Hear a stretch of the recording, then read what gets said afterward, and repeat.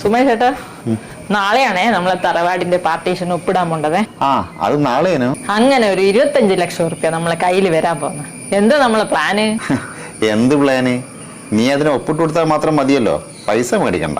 മേടിക്കണ്ടെന്നാ സുമേഷ് ചേട്ടൻ എന്താ അങ്ങനെ പറഞ്ഞത്? എന്റെയും കൂടി തറവാടല്ലേ അത്?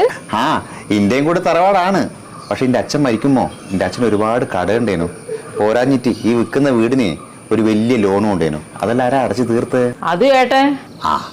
എനിക്ക് ഒരുപാട് സ്വർണ്ണെല്ലാം തന്നിട്ട് ആർഭാടമായിട്ട് കല്യാണം കഴിപ്പിച്ച് വിട്ടതാരാ? അതും ഏട്ടൻ. ഇപ്പൊ ഏട്ടെ ആ വീട് എന്തിനാ വിൽക്കാൻ തീരുമാനിച്ചേ? ഏട്ടന്റെ കടം തീർക്കാൻ. എന്തൊരു വിരോധാഭാസം അത് ചെയ്ത്. കിട്ടാനുള്ള ഇങ്ങനെ കണക്ക് പറഞ്ഞ ഇനി അച്ഛന്റെ കടം തീർക്കാനും വീടിന്റെ ലോൺ അടക്കാനെല്ലാം സഹായിക്കേണ്ട ഉത്തരവാദിത്തം എനിക്കൂല്ലാനോ? അത് നീ ചെയ്തിനാ? ഇപ്പൊ ഏട്ടൻ കടം കയറിയിട്ട് വീട് വിൽക്കാൻ നിൽക്കുമ്പോ എനിക്കും കറക്റ്റ് ഷെയർ കിട്ടണം അല്ലേ? അത് പിന്നെ